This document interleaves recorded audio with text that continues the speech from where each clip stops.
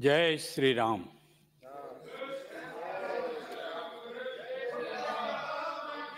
जय। माननीय सभापति महोदय, जनता के इस पावन मंदिर में महामहिम राज्यपाल महोदय के श्रीमुख से अभिभाषण का वाचन किया गया, उसके लिए हम राज्यपाल महोदय के आभारी हैं।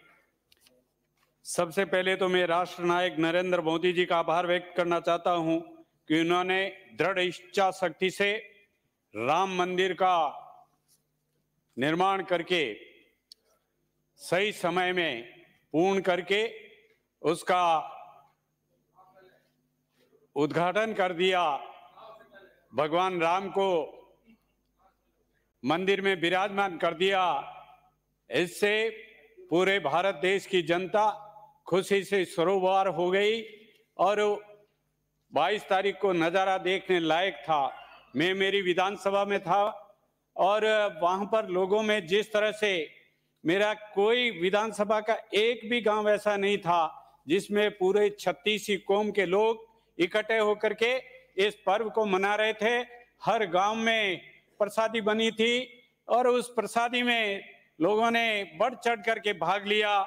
ऐसे महानायक का हम भारत की पावन धरा पर तहे दिल से आभार व्यक्त करते हैं। अभिभाषण के पैरा नंबर 16 में विगत 5 वर्षों में विद्युत विभाग की घोर लापरवाही, अकर्मण्यता व संस्थागत भ्रष्टाचार के कारण गांव एवं शहरी क्षेत्रों में आम जन किसान अघोषित विद्युत कटौती की मार झेलता रहा। बिजली कब आएगी, कब जाएगी, कब, इस 5 साल में जिस तरह से किसान ने भुगता है, ऐसा समय आज दिन तक कभी नहीं आया। माननीय वसुंधरा जी के राज में निश्चित रूप से 7.5 घंटे रात में और दिन में अगर लेंगे तो 7 घंटे बिजली दे करके किसान को पूरे 5 वर्ष तक बिजली दी। और आपका राज आते ही किसान को मात्र 4 घंटे और मात्र बाद में 1 साल के लिए 5 घंटे तक बिजली दी, जिससे किसान अपनी खेती से महरूम रहा।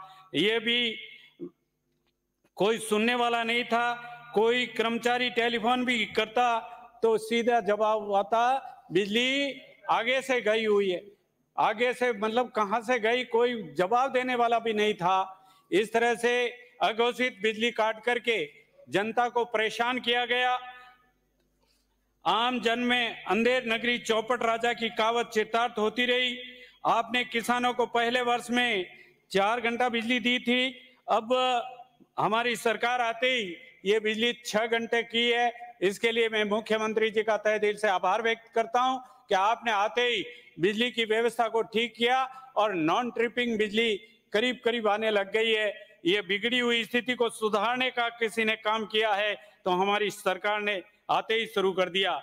पूर्ववर्ती भाजपा सरकार ने प्रदेश में डिस्कॉम को आर्थिक संबल देने के लिए उदय योजना के माध्यम से 62,400 करोड़ का ऋण माफ किया था, किंतु दुर्भाग्य से कांग्रेस सरकार के कुप्रबंधन व भ्रष्टाचार के कारण आज ये ऋण बढ़कर 88,700 करोड़ के पार चला गया है।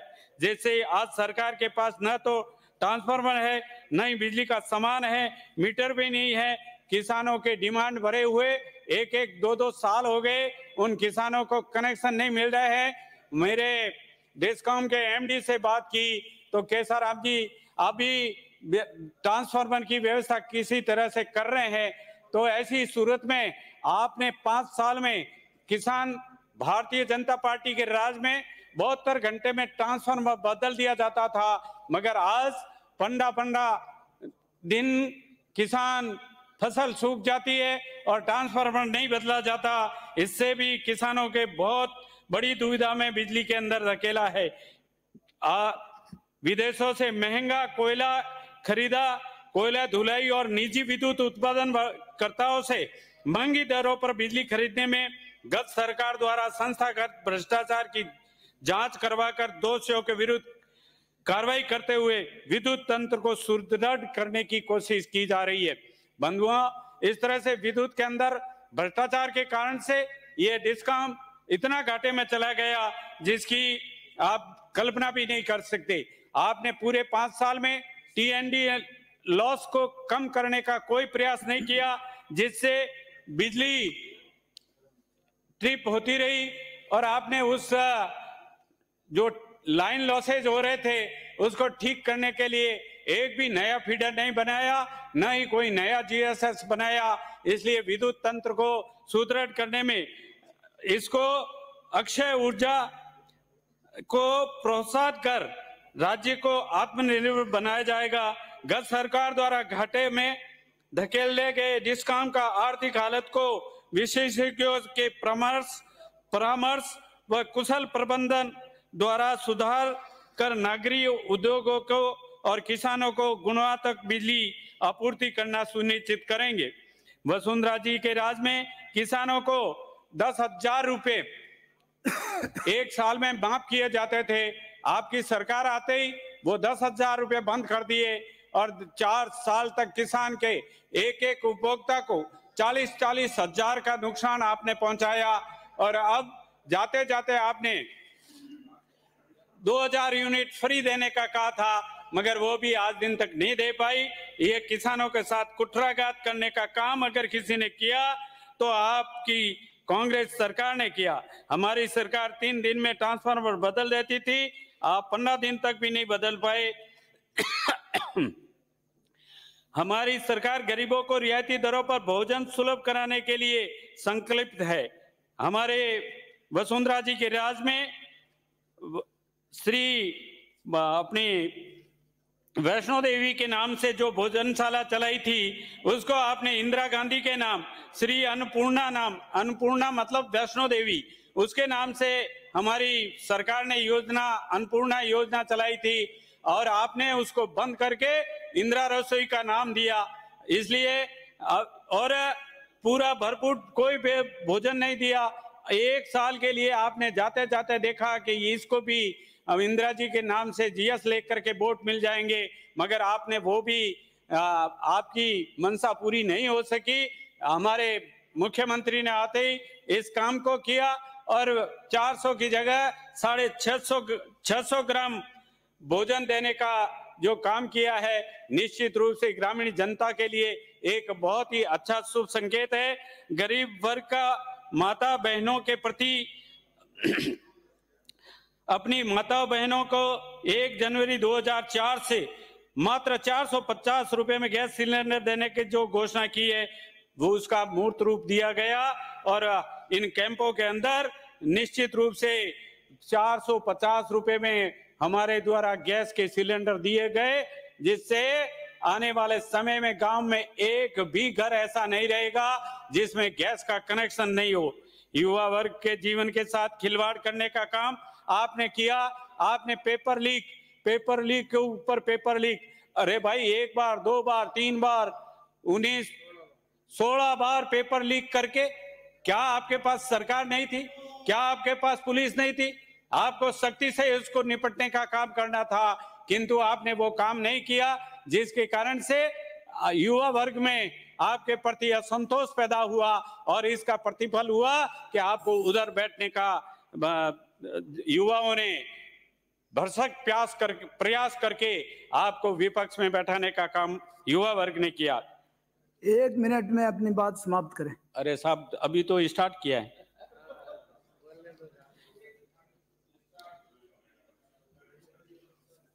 मैं पूर्ववर्ती सरकार की नीतियों के कारण प्रदेश में भ्रष्टाचार चरम पर रहा। जल जीवन मिशन पाइप खरीद में घोटाला, सूचना प्रौद्योगिक संचार विभाग की अलमारियों में सोने नकदी की बरामदगी, एसीबी की जांच में सजा योग्य पाए गए प्रकरणों में पूर्व सरकार ने न तो ठोस कार्रवाई की और न ही अभियोजन स्वीकृति की प्रदान की। हमारी सरकार भ्रष्टाचार के प्रकरणों को सीबीआई के द्वारा अनुसंधान की शक्तियां बहाल कर दी है। प्रदेश में भ्रष्टाचार पर अंकुश के लिए आगे भी ठोस एवं कड़े निर्णय के लिए लिए जाएंगे। हमारी सरकार मुख्य प्राथमिक मातृ शक्ति को समुचित सुरक्षा देकर प्रदेश के ऐतिहासिक मान सम्मान का गौरव पुनः लौटाना है। राजस्थान महिला दुष्कर्म के मामले में पहले स्थान पर रहा, ये बात कांग्रेस के मंत्रियों ने सदन में मानी। ये इसलिए है, मैं भी उसकी तारीफ करता हूं कि राजस्थान मर्दों का प्रदेश है, किंतु मर्द ऐसे नहीं, मर्द हुए राव, कूपा और जैता जैसे, जिन्होंने कुएं पर पानी भरती हुई औरतों ने कहा बादशाह की फौजा आ रही है, तो उन औरतों ने कहा था कि जब तक राव, कूपा और जैता है तब तक हमारा कोई कुछ नहीं बिगाड़ सकता। वैसे मर्दों का ये राजस्थान प्रदेश शेरशाह सूरी को कहना पड़ा कि एक मुट्ठी भर बाजरे के लिए मैं भारत की सल्तनत खो देता।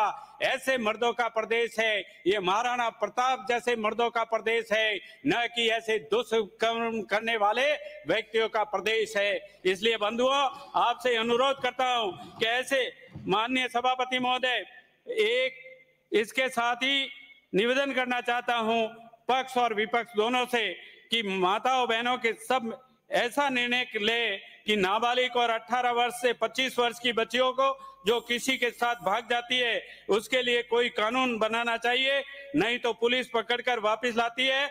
बच्ची बाप को कहती है मैं आपको नहीं जानती, आप कौन है। इसलिए उनको बचाने के लिए ऐसे माँ बाप के ऊपर जो गुजरती है उस दर्दनाक पीड़ा को माननीय भीमराज जी भाटी साहब पाली से बैठे हैं। ऐसी ही घटना पाली में घटी। माँ बाप ने बेटी से पूछा तो बेटी ने कहा मैं आपको नहीं पहचानती। तब माँ बाप ने, भाई ने घर छोड़ के भाग गया। माँ बाप ने रेल के आगे कट करके अपना जीवन लीला समाप्त कर दी। इसके लिए भी कोई न कोई हम सब मिलकर के इस सदन में बैठकर ये विचार करना पड़ेगा कि इस तरह से बेटी को 25 साल की उम्र तक पाल करके जो व्यक्ति बड़ी करता है और वो बच्ची कहती है मैं तुम्हारे को नहीं जानती, ऐसी सूरत में इसके लिए भी कोई न कोई अपने को, जिसकी माँ बाप की रजाबंदी कुछ हो और उसमें कोई प्रतिबंध लगे, इसके लिए हमें सोच करके विचार करना पड़ेगा। माननीय अध्यक्ष महोदय, मैं आपसे निवेदन करना चाहता, सभापति महोदय 1 मिनट में अपनी बात को पूरी करता हूं। माननीय आप सीनियर सदस्य है, सदस्य वक्ता बहुत है। 1 मिनट लेता हूं। माननीय अध्यक्ष सभापति महोदय, राजस्थान के में जनता ने हमें एमएलए बनाकर भेजा। शपथ लेते ही माननीय प्रधानमंत्री जी की योजनाओं को लेकर के 17 तारीख से माननीय 30 तारीख तक जो योजनाएं, 17 फ्लैगशिप योजनाएं लेकर के प्रधानमंत्री जी की लेकर के हम गए और उन योजनाओं के माध्यम से श्री घनश्याम जी महर, आपका बहुत बहुत आभार। जय हिंद, जय भारत।